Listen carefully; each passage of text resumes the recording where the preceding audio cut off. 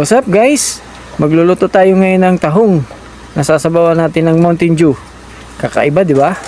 Ayan, hugasan na natin yung tahong. Nag-iwan na tayo kanina ng bawang, sibuyas, kamatis, luya. Yan, yan na yung butter. Lalagay na natin. Maya konti, lagay na natin yung mga bawang at sibuyas, kamatis, tsaka luya para mas masarap. Yan, halo na natin yung tahong, piprituin na natin siya. Tapos pakukuluan.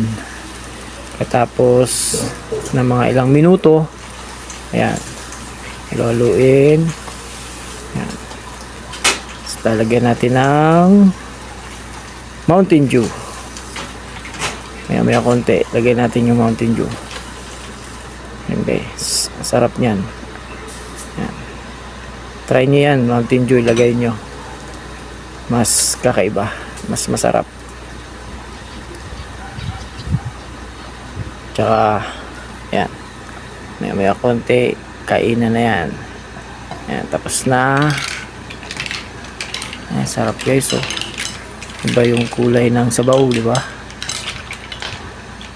Masustansya yan,